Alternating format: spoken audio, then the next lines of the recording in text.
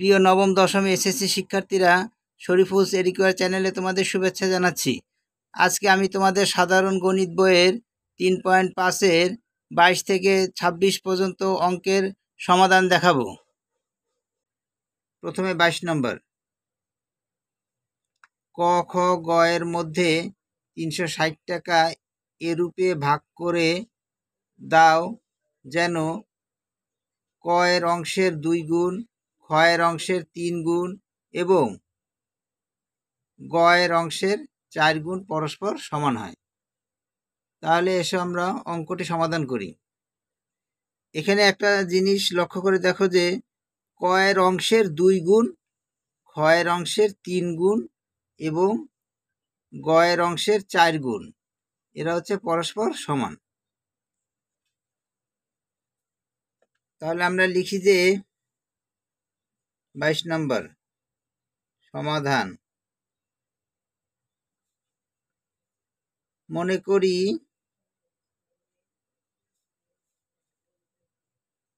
ক এর অংশ সমান সমান পি টাকা, ধরো পি টাকা। তারপরে লিখো যে খ এর অংশ সমান সমান কিউ টাকা এবং এবার গ ধরো, গ এর অংশ সমান সমান 8 টাকা। তাহলে আমরা লিখতে পারি যে প্রথম শর্ত মতে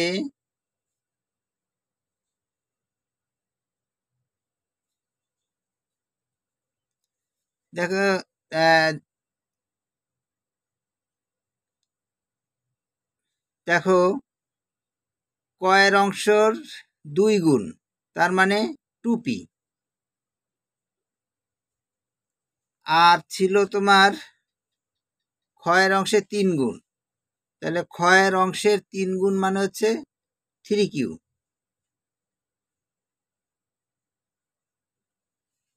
আর ছিল গ এর অংশের 4 গুণ, তাহলে গ এর অংশের 4 গুণ, গ এর অংশ হচ্ছে আর, তার 4 গুণ হচ্ছে 4r। তাহলে এরা কি পরস্পর সমান, তাহলে এদের মাঝে সমান চিহ্ন দিয়ে দেব, পরস্পর সমান হয়ে গেল। এবার দেখো আমরা কি লিখতে পারি, অতএব 3q সমান সমান 2p বা q সমান সমান 2p/3 এবং 4r সমান সমান 2p বা r সমান সমান 2p/4। এখানে দেখো যে প্রথম কথাটি লেখা দরকার নেই তোমার, শুধু শর্ত মতে লিখো। এবার লেখো আবার শর্ত মতে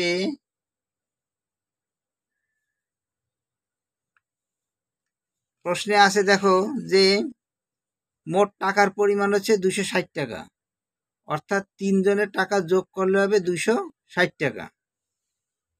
তাহলে 3 জনের টাকাটা আমি যোগ করে দিই, পি প্লাস কিউ প্লাস আর সমান সমান 260, বা এখানে পি রেখে দাও, আর এখানে দেখো কিউর মান কত, 2p/3, 2p/3 প্লাস আর এর মান হচ্ছে 2p/4, 2p/4 সমান সমান 260,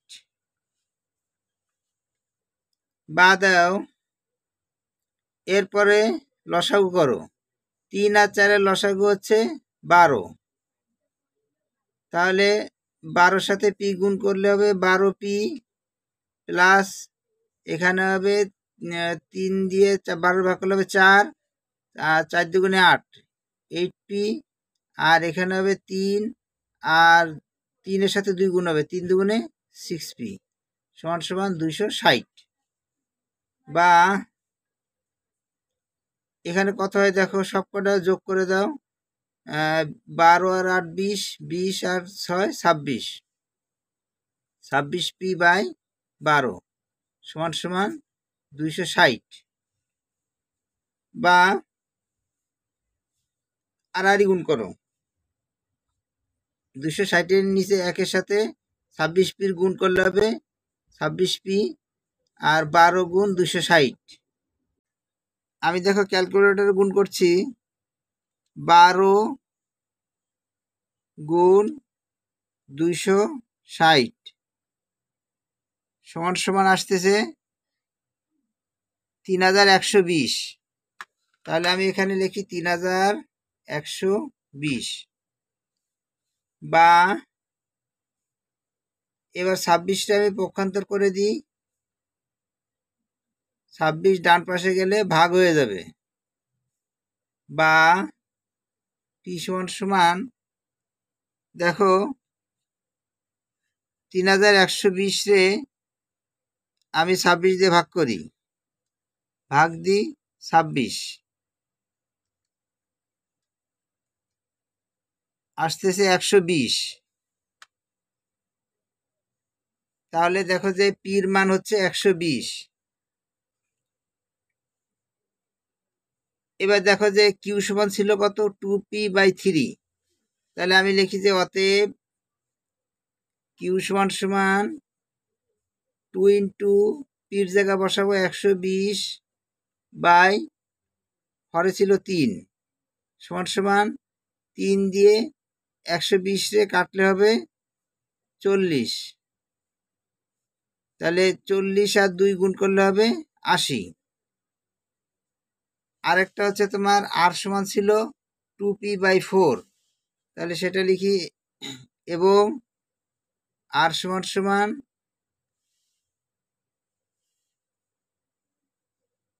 এই দেখো 2p/4। তাহলে 2p, না সরি, 2 ইন্টু 120/4, 4 দিয়ে 120 রে কাটলে হবে 30 সমান সমান 60।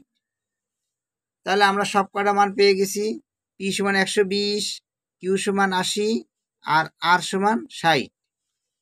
তাহলে আমরা লিখি যে অতএব ক এর অংশ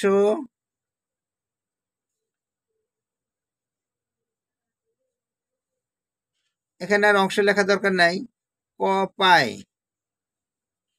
অতএব ক পায় 120 টাকা, খ পায় 80 টাকা,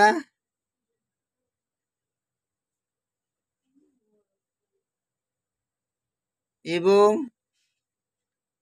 গ পায় 60 টাকা।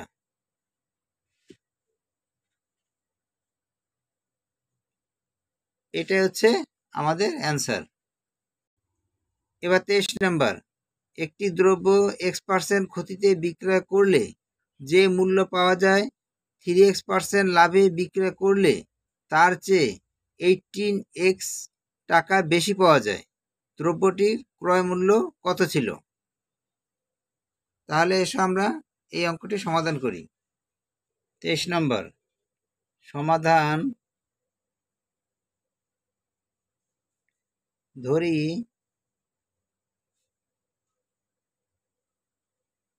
দ্রব্যটির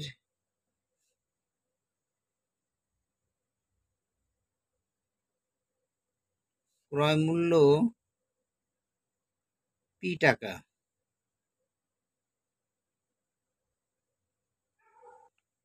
এখন লিখি যে x% ক্ষতিতে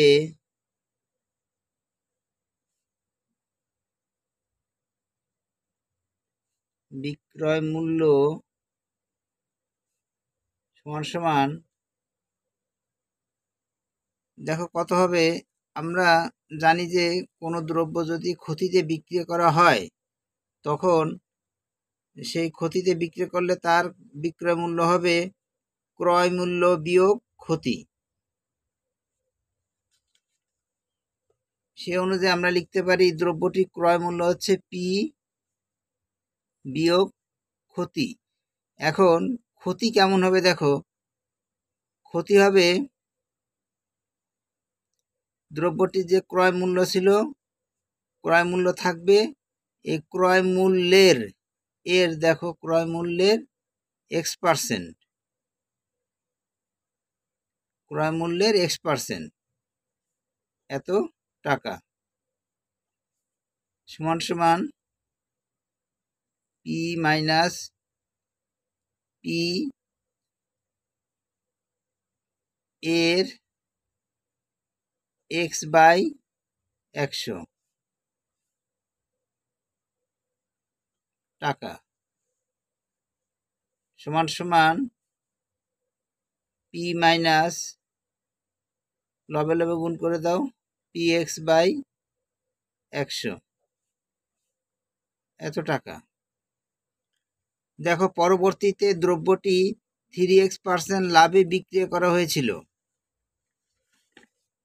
তাহলে আমরা লিখি যে 3x% লাভে বিক্রয় মূল্য সমান সমান, এবার দেখো যে কোনো দ্রব্য যদি লাভে বিক্রি করা হয়, তাহলে লাভে বিক্রয় মূল্য হবে ক্রয় মূল্য যোগ লাভ। তাহলে এখানে আমাদের ক্রয় মূল্য হচ্ছে পি যোগ লাভ হবে কেমন, দেখো লাভ হবে ক্রয় মূল্য ক্রয় মূল্যের 3x% টাকা সমান সমান পি প্লাস পি এর 3x% মানে হচ্ছে 3x/100 এত টাকা সমান সমান পি প্লাস লবে লবে গুণ করে দাও 3px/100 এত টাকা। এবার দেখো X% ক্ষতিতে বিক্রয় মূল্য ছিল এত, আর 3x% লাভে বিক্রয় মূল্য হচ্ছে এত। এখানে দেখো প্রশ্নে আছে X% ক্ষতিতে বিক্রয় করলে যে মূল্য পাওয়া যায় 3x% লাভে বিক্রয় করলে তার চেয়ে 18x টাকা বেশি পাওয়া যায়।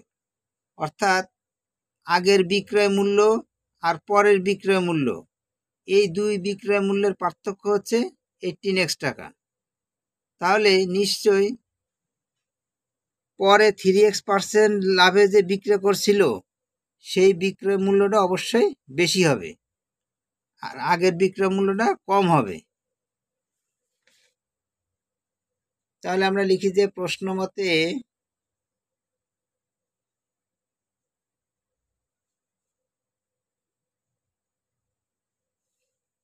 শেষের বিক্রয় মূল্য হচ্ছে এই টাকাটা পি প্লাস 3px/100,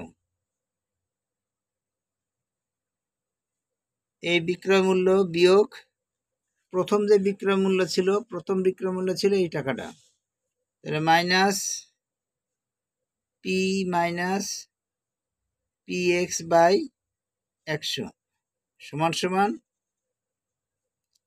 দুই বিক্রয় মূল্যের পার্থক্য হচ্ছে 18x সমান সমান 18x হবে। বা এবার ব্র্যাকেট উঠাই দিয়ে এখানে যোগ চিহ্ন যোগ দিয়ে গুণ করে দিই পি প্লাস 3px/100, এখানে মাইনাস দিয়ে এগুলো গুণ করে দাও, মাইনাস পি প্লাস px/100 সমান সমান 18x। বা the plus P minus P কাটা থাকে এইটা আর এইটা, 3px/100 প্লাস px/100 100 সমান সমান 18x, বা এখানে লসাগু করো, লসাগু হবে 100, তাহলে 3px প্লাস px সমান সমান 18x, বা 100 থাকলো আর লবে হবে 4px সমান সমান 18x, বা এবার আর গুণ করো, এই হরের ওয়ানের সাথে এটা গুণ করো, 4px সমান সমান 100 সাথে এটা গুণ করো, 18x গুণ 100, বা p রেখে দাও আর 4x ডান পাশে পাঠিয়ে দাও, তাহলে 4x আছে এখানে গুণ আকারে হয়ে যাবে, ভাগে চলে যাবে, আর এটা লবে থেকে যাবে, 18x গুণ 100।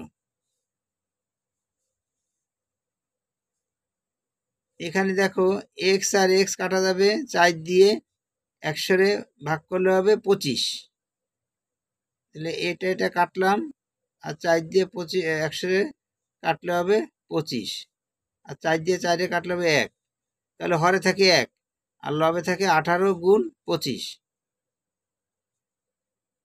18 গুণ 25 হবে 450, তাহলে দেখো পির মান বের হয়েছে 450, তাহলে আমরা লিখতে পারি অতএব দ্রব্যটির ক্রয় মূল্য 450 টাকা। এটা হচ্ছে আমাদের অ্যান্সার। এবার 24 নম্বর, একটি কলম, এবার 24 নম্বর, একটি কলম 11 টাকায় বিক্রি করলে 10% লাভ হয়, কলমটির ক্রয় মূল্য কত? 24 নম্বর সমাধান। ধরি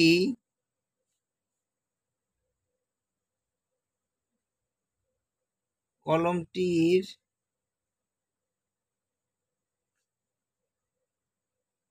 ক্রয় মূল্য x টাকা, লিখি যে 10% লাভে বিক্রয় মূল্য সমান সমান লাভে বিক্রয় মূল্য কত হবে?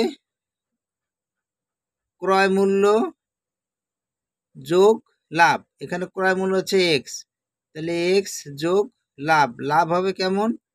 ক্রয় মূল্যের মানে এক্স এর 10%, তো টাকা সমান সমান এক্স প্লাস এক্স এর 10/100 এত টাকা সমান সমান এক্স প্লাস এই 10 আর 100 কাটাকাটি যাবে, 10 দিয়ে 10 কে 10 আর 10 10 100, তাহলে এক্স এর সাথে 1 গুণ হবে, x/10 এত টাকা সমান সমান, এটা লসাগু করে দিই, এর লসাগু হবে 10, তাহলে এখানে হবে 10x প্লাস এক্স এত টাকা সমান সমান 10x আর এক্স যোগ করলে হবে 11x/10 টাকা। দেখো 10% লাভে বিক্রয় মূল্য হচ্ছে 11x/10 টাকা। আর প্রশ্নে ছিল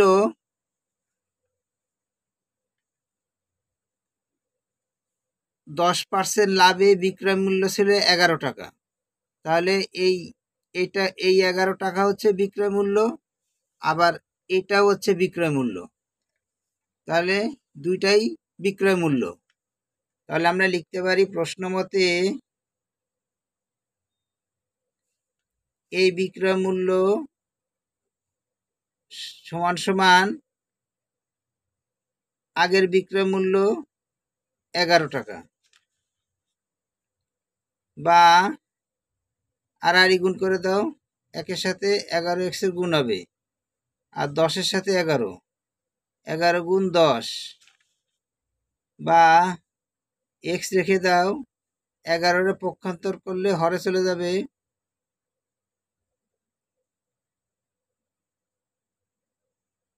আর লবে থাকবে 11 গুণ 10।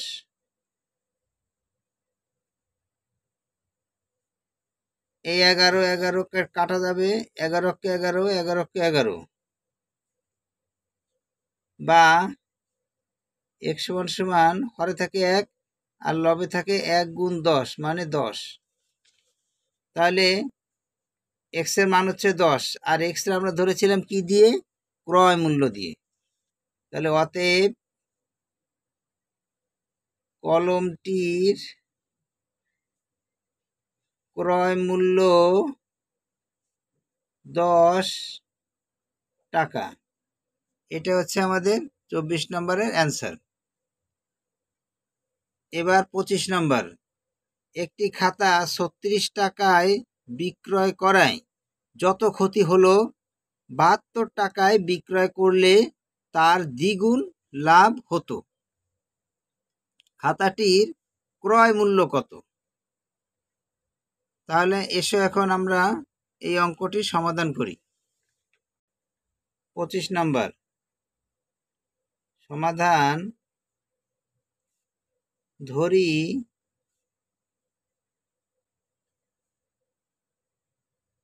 খাতাটির ক্রয় মূল্য p টাকা। প্রথমে দেখো খাতাটি 36 টাকায় বিক্রয় করায় ক্ষতি হয়েছে, অর্থাৎ 36 টাকা এখানে বিক্রয় মূল্য আর p টাকা হচ্ছে ক্রয় মূল্য। তাহলে লেখো যে 36 টাকায়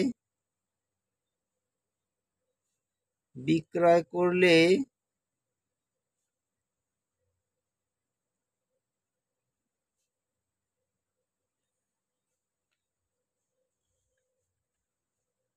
ক্ষতি সমান সমান কত হবে?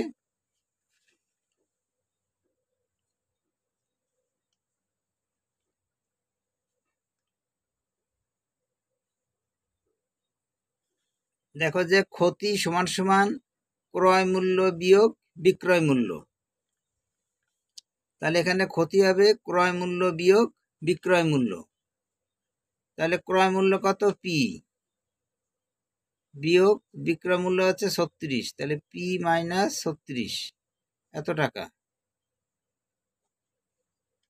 এইবার পরবর্তীতে দেখো খাতাটি 72 টাকা যখন বিক্রি করছে তখন কিন্তু লাভ হয়েছে এবং দ্বিগুণ লাভ হয়েছে। তাহলে লেখো যে 72 টাকায় বিক্রয় করলে লাভ সমান সমান, আমরা জানি যে লাভ সমান সমান বিক্রয় মূল্য বিয়োগ ক্রয় মূল্য। তাহলে এখানে বিক্রয় মূল্য হচ্ছে 72 টাকা, 72 মাইনাস ক্রয় মূল্য হচ্ছে p টাকা, 72 মাইনাস p টাকা। এবার দেখো যে প্রশ্ন বলছে যে 36 টাকায় বিক্রি করায় যা ক্ষতি হয়েছিল 72 টাকায় বিক্রি করলে তার দ্বিগুণ লাভ হতো। এখানে তার দ্বিগুণ, তার বলতে ওই ক্ষতির দ্বিগুণ। তাহলে আমরা লিখি যে প্রশ্ন মতে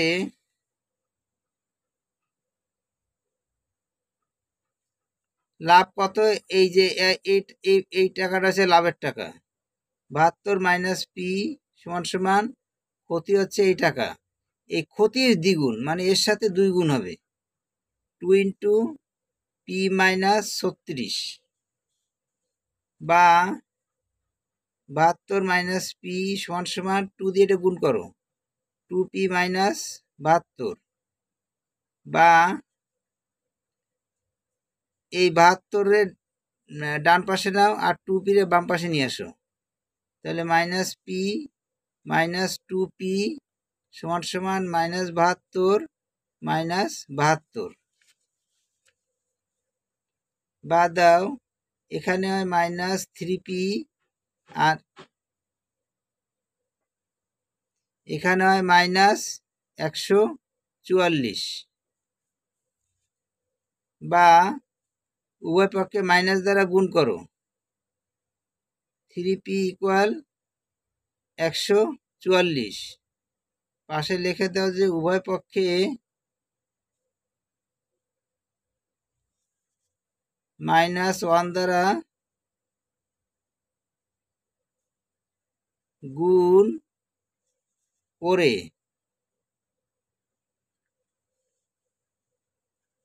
তাহলে বা এবার 3 রে পক্ষান্তর করে ডান পাশে নাও, পি সমান সমান 144/3, বা পি সমান সমান 48, বা পি সমান সমান 48, তাহলে অতএব খাতাটির ক্রয় মূল্য 48 টাকা। এটাই হচ্ছে আমাদের 25 নম্বরের অ্যান্সার। 26 নম্বর, মুনাফার একই হারে 300 টাকা 4 বছরের সরল মুনাফা ও 400 টাকার 5 বছরের সরল মুনাফা একত্রে 128 টাকা হলে শতকরা মুনাফার হার কত? 26 নম্বর, সমাধান। ধরি উভয় ক্ষেত্রে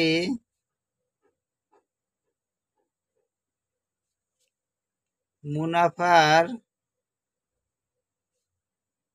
হার 8%। তাই লেখো যে প্রথম ক্ষেত্রে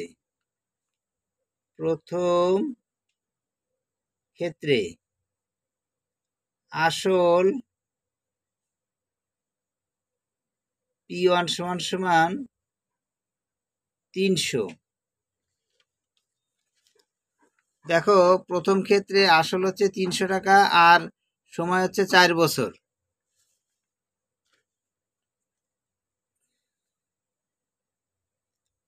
মুনাফার হার সমান সমান 8%, সময় N1 সমান সমান 4 বছর, সরল মুনাফা সমান সমান I1।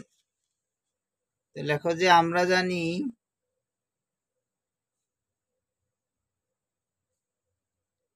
I সমান সমান PRN, এটা হচ্ছে সরল মুনাফা বের করার সূত্র, I সমান সমান PRN। অতএব I এর পরিবর্তে I1 দাও, পির পরিবর্তে P1, আর আর তো থাকবেই, কারণ আর উভয় ক্ষেত্রে আমরা আর ধরেছি মুনাফার হার, আর এখানে N এর জায়গায় N1, বা I1 সমান সমান P1 হচ্ছে 300, আর হচ্ছে R/100, আর N1 হচ্ছে 4, বা I1 সমান সমান, এটা 100 আর 300 কাটবে, 100 × 100, আর এটা হয় 3, আর লবে থাকে 3, 4 আর আর মিলে হবে 12 আর। এবার লেখো দ্বিতীয় ক্ষেত্রে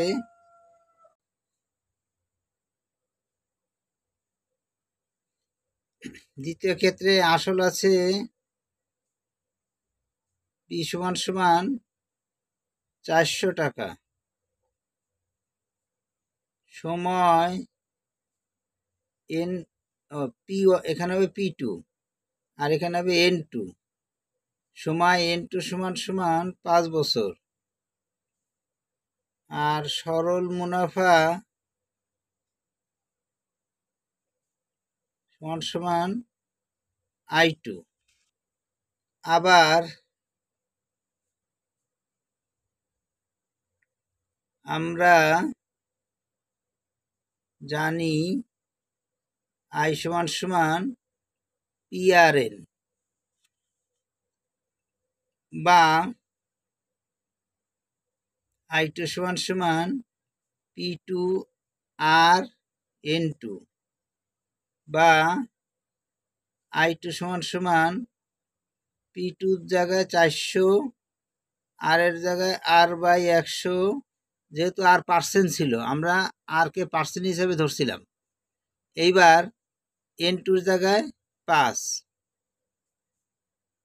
100 আর 400 কাটাকাটি হবে, 100 কে 100 আর হচ্ছে 4 100 400, বা I2 সমান সমান 4 আর 5 গুণ করলে হবে 4 5 20 আর হচ্ছে আর। এবার দেখো প্রথম ক্ষেত্রের মুনাফা আর দ্বিতীয় ক্ষেত্রের মুনাফা এই দুইটার যোগফল হবে 128। তাহলে দেখো প্রশ্ন মতে